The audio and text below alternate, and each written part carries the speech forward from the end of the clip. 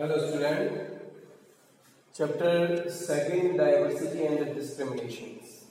और इसके अंदर हम जो है वो प्रेजुडिस के बारे में पढ़ रहे थे।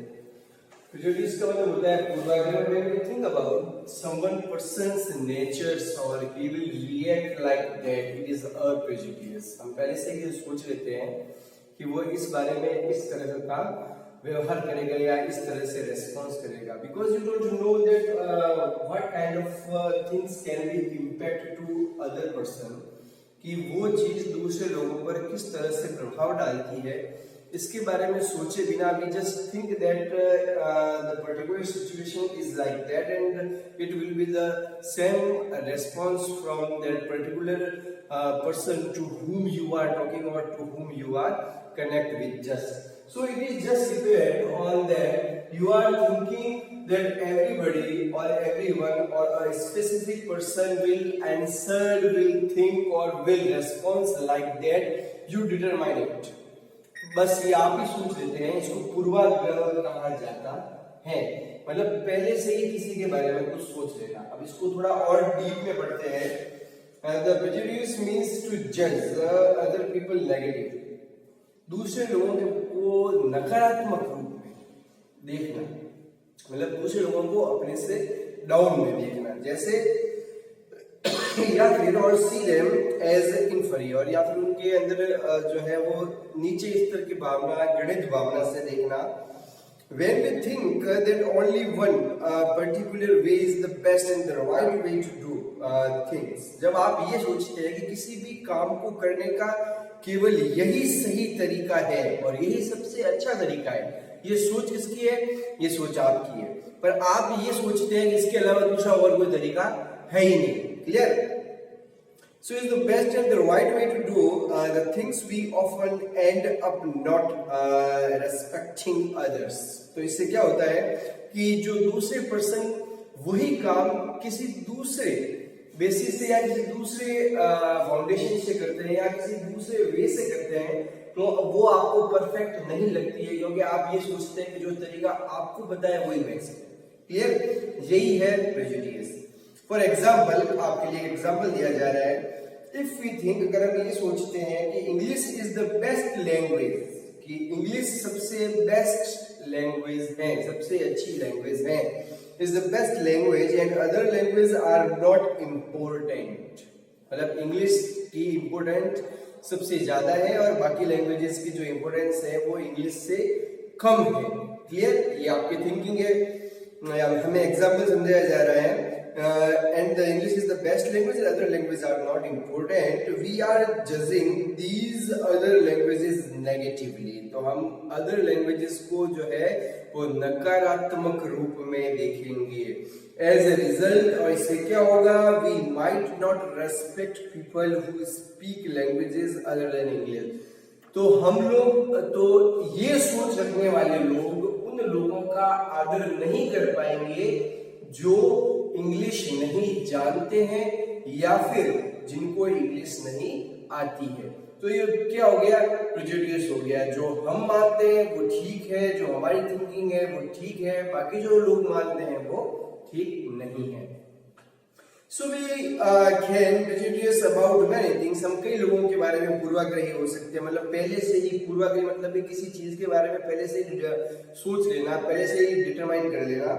पीपल्स रिलीजियस, लोगों के धर्म, बिलीफ, उनके विश्वास करने के क्षेत्र, the colour of their skins, उनके स्किन का कलर वे काले हैं या गोरे हैं। जैसे आप ये सोचते हैं कि गोरे लोग या काले लोग अच्छे, गोरे लोग अच्छे होते हैं, या आप ये सोचते हैं कि काले लोग अच्छे होते हैं, तो ये आप स्किन के कलर से भी, and the religion they come from, और धर्म जिससे कि वो मतलब जिस धर्म से वो बिलोंग रखते हैं उस धर्म की भी आपकी अपनी एक राय हो सकती है।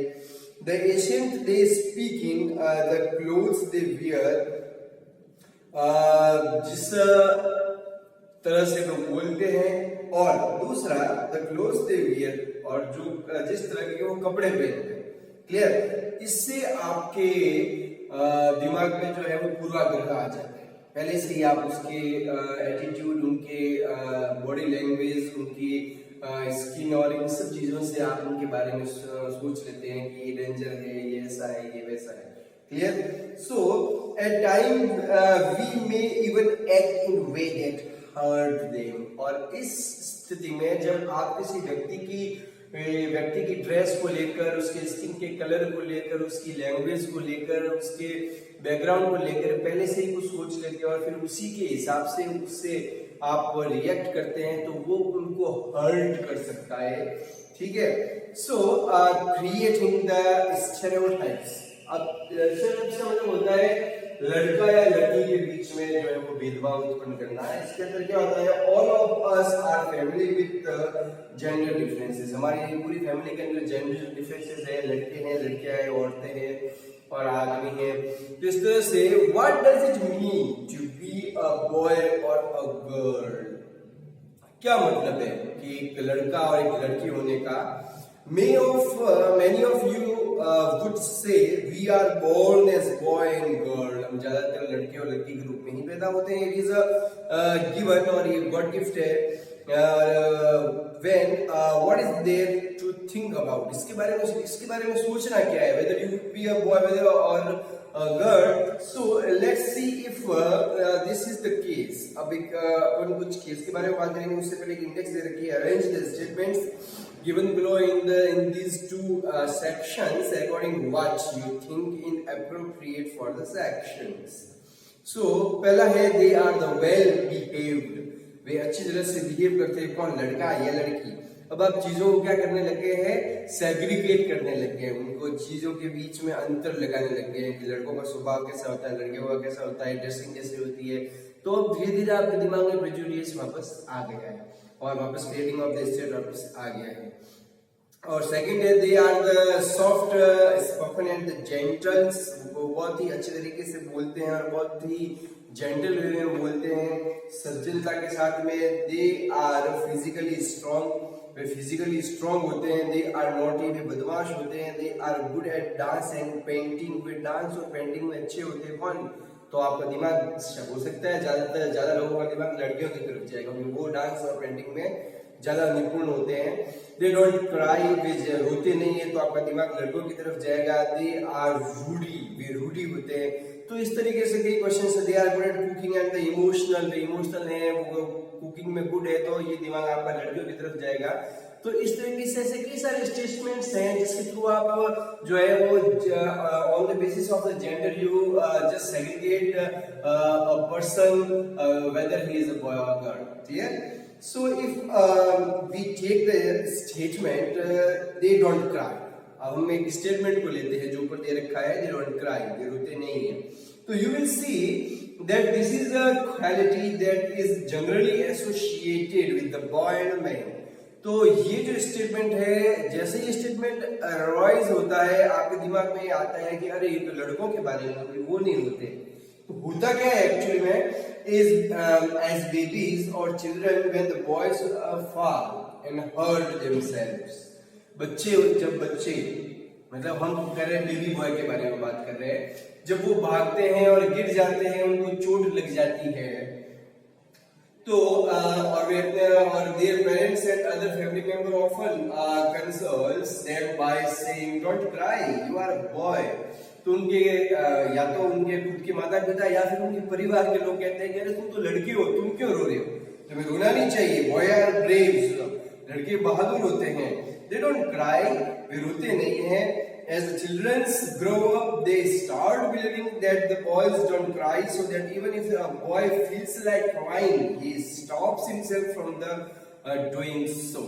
तो वे बचपन से ही लड़कों को यह सीख दी जाती है, शिक्षा मिलती रहती है या फिर अपने आसपास के एटमॉस्फेयर से इस चीज को गेन करते हैं कि लड़कों को रोना नहीं चाहिए क्योंकि दे आर ब्रेव, क्योंकि वे ब्रेव होते हैं। और कई मौके ऐसे आते हैं जब उनका मन होता है रोने का पर वे अपने आप को स्टॉप कर लेते हैं, वे रोते नहीं है और अपने आप को रोने से रोक देते हैं। He also believes that crying is a sign of weakness। ये भी सोचते हैं कि रोना कमजोरी की निशानी है। So even though both boys and girls sometimes want to cry।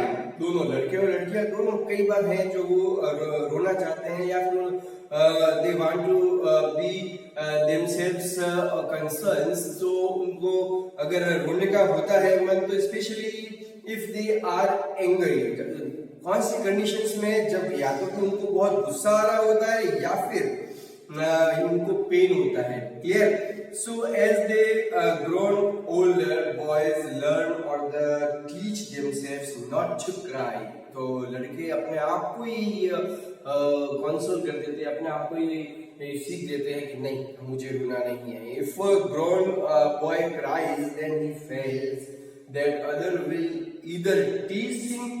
लड़का जब बड़ा होता है, वो रोता है, तो उसको ये लगता है कि अगर मैं रोऊंगा तो दूसरे लोग मुझे छेड़ेंगे और लाफ एट हिम, या फिर मुझ पर हंसेंगे। And so he stop himself from doing so in front of the others.